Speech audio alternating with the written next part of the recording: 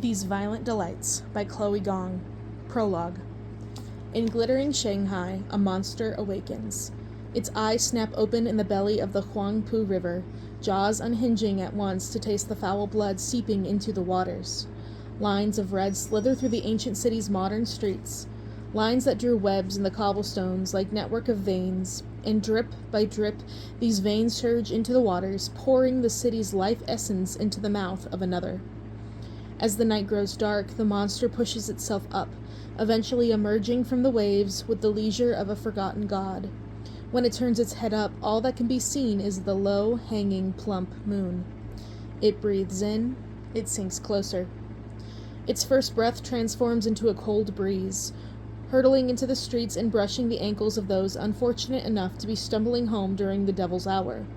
This place hums to the tune of debauchery. This city is filthy and deep in the thrall of unending sin, so saturated with the kiss of decadence that the sky threatens to buckle and crush all those living vivaciously beneath it in punishment. But no punishment comes. Not yet. The decade is loose and the morals are looser. As the West throws its arms up in unending party, as the rest of the Middle Kingdom remains splintered among aging warlords and the remnants of imperial rule, Shanghai sits in its own little bubble of power, the Paris of the East, the New York of the West. Despite the toxin trickling from every dead-ended alleyway, this place is so very alive, and the monster, too, is birthed anew.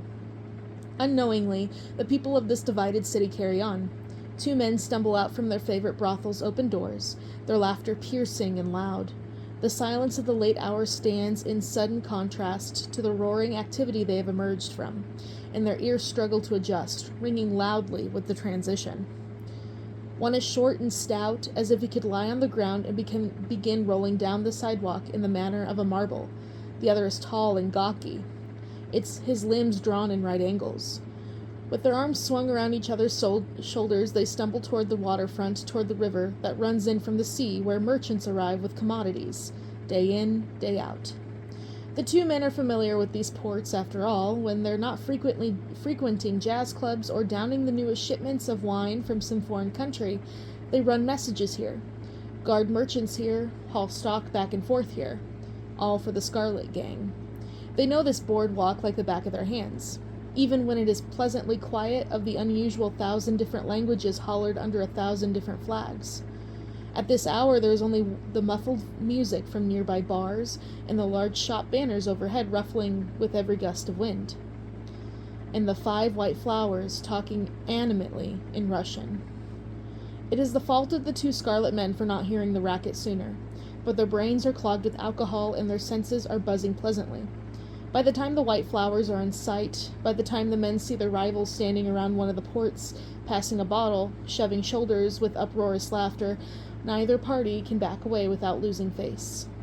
The white flowers straighten up, heads tilting to the wind. "We should continue walking," the short scarlet man whispers to his companion. "You know what Lord Kai said about getting into another fight with the white flowers." The gawkier one only bites down on the inside of his cheeks, sucking his face in until he looks like a smug, drunk ghoul. "He said we shouldn't initiate anything. He never said we couldn't get into a fight." The scarlet men speak in a dialect of their city. Their tongues lays flat and their sounds press tight. Even as they raise their voices with the confidence of being on home turf, they are uneasy, because it is rare now for a white flower to not know the language. Sometimes their accents are indistinguishable from a Shanghai native. A fact that proves correct when one of the white flowers, grinning, bellows, "Well, are you trying to pick a fight?" The taller scarlet man makes a low sound at the base of his throat and aims a wad of spit at the white flowers. It lands by the shore of the nearest. In a blink, guns upon guns, each arm raised and steady and trigger-happy, ready to pull.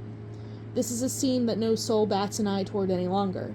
This is a scene that is more commonplace in heady Shanghai than the smoke of opium wafting from a thick pipe. "Hey, hey!" A whistle blows into a tear silence. The policeman who runs on sight only expresses annoyance at the standstill before him. He has seen this exact scene 3 times already within the week.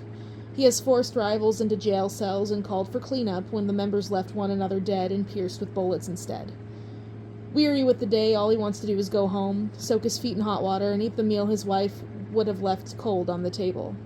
His hand is already itching for his baton, itching to beat some sense into these men, itching to remind these people that they have no personal grudge against the other. All that fuels them is reckless, baseless loyalty to the Kais and the Montagovs, and it would be their ruin. "Do we want to break this up and go home?" the policeman asks. "Or do we want to come with me and—" He stops abruptly. A growl is echoing from the waters. The warning that radiates from such a sound is not a deniable sensation. It is not the sort of paranoia that one feels when they think they are being followed down an abandoned junction, nor is it the sort of panic that ensues when a floorboard creaks in a house thought empty. It is a solid, tangible. It almost exudes a moisture around the air, a weight pressing down on bare skin. It is a threat as obvious as a gun to the face, and yet there is a moment of inaction, a moment of hesitation.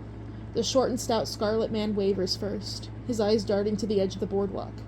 He ducks his head, peering into the murky depths, squinting to follow the choppy, rolling motions of the water's small ripples. He is just at the right height for this companion to scream and knock him down with a brutal elbow to the temple when something bursts from the river. Little black specks. As the short man falls to the ground and slams down hard, the world is raining down on him in dots. Strange things he cannot quite see as his vision spins and his throat gags in nausea. He can only feel pinpricks landing on him, itching his arms, his legs, his neck. He hears his companion screaming, the white flowers roaring at one another in indecipherable Russian, then finally the policeman shrieking in English, "Get it off! Get off! Get them off!" The man on the ground has a thudding, thunderous heartbeat. With his forehead pressed to the boardwalk, unwilling to behold whatever is causing these terrible howls, his own pulse consumes him. It overtakes every one of his senses, and only when something thick and wet splashes against his leg does he scramble upright in horror, flailing so extremely that he kicks free a shoe and doesn't bother to fetch it. He doesn't look back as he runs.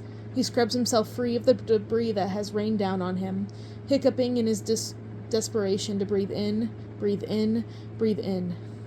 He doesn't look back to check what had been lurking in the waters. He doesn't look back to see if his companion needs help, and he certainly doesn't look back to determine what had landed on his leg with a viscous, sticky sensation. The man only runs and runs past the neon delight of the theaters as the last of their lights wink off, past the whispers crawling under the front doors of brothels, past the sweet dreams of merchants who sleep with piles of money underneath their mattresses. And he is long gone by the time there are any dead men lying along the ports of Shanghai, their throats torn out and their eyes staring up at the night sky, glassy with the reflection of the moon.